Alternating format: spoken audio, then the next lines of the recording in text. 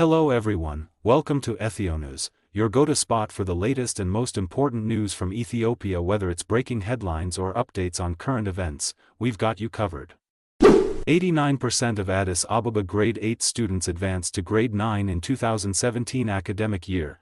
In a promising development for the capital's education sector, the Addis Ababa Education Bureau has announced that 89% of students who sat for the 2017 academic year Grade 8 completion exam have successfully passed and progressed to Grade 9.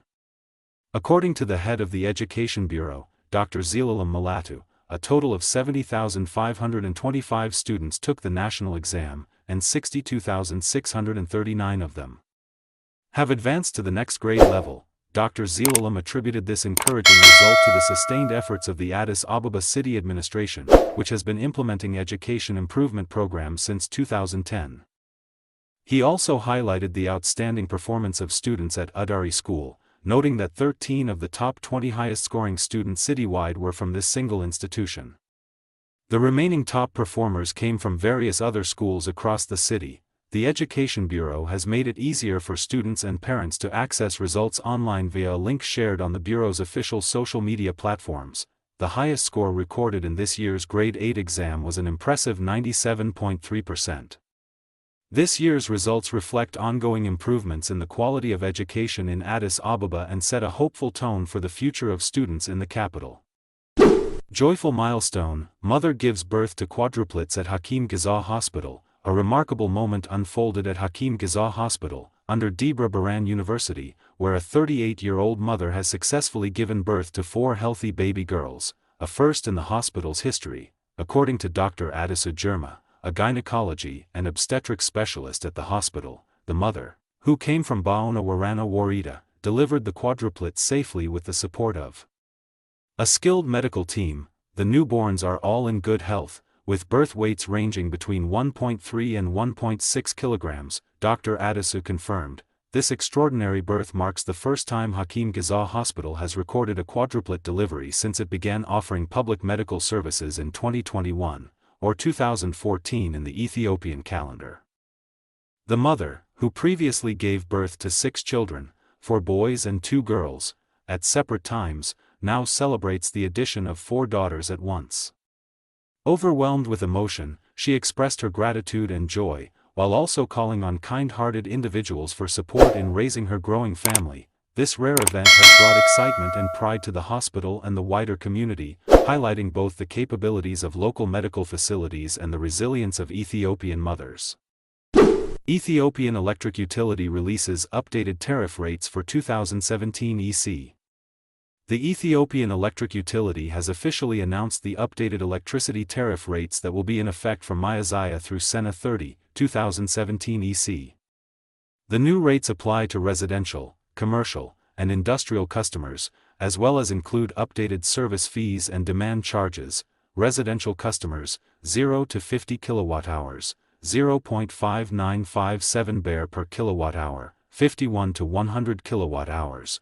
1.4901 bar, 101 to 200 kWh, 2.6706 bar, 201 to 300 kWh, 3.8387 bar, 301 to 400 kWh, 4.0318 bar, 401 to 500 kWh, 4.1745 bar, above 500 kWh, 4.2263 bar per kWh. Commercial and industrial tariffs. General commercial service, 4.0507 bar per kWh, small-scale industry, 380 volts, 2.5589 bar per kWh, medium-scale industry, 15 kilovolts, 2.0506 bar per kWh, demand charges, small-scale industry, 367.52 bar per kilowatt, medium-scale industry, 270.13 bar per kilowatt, service fees, for residential postpaid customers, 0 to 50 kWh, 10.95 bar, above 50 kWh, 45.80 bar, for prepaid customers, 0 to 50 kWh, 4.18 bar.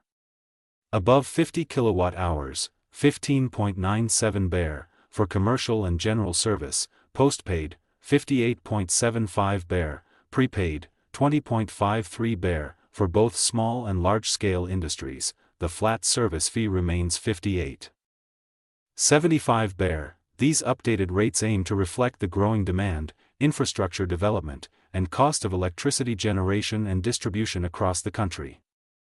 Peace through dialogue. State Minister urges national unity over conflict. Problems cannot be solved through force, but only through dialogue, declared Dr. Kardin Tezera, State Minister of the Ministry of Peace. In a recent interview with ETV, Dr. Kardin emphasized that the ministry is working tirelessly to promote a culture of resolving national issues through peaceful dialogue, firmly believing that lasting solutions come not from conflict, but from discussion. He noted that Ethiopia's peace and security challenges stem from both long-standing structural problems and new, complex issues. However, he added that the government's ongoing efforts have resulted in tangible improvements in peace and stability across various parts of the country. The state minister also praised the critical role played by religious institutions in promoting national harmony. He pointed to the International Interfaith Conference, hosted under the ministry's leadership, as a key moment of unity, bringing together all major religious institutions to share experiences and learn from peace-building efforts in other nations.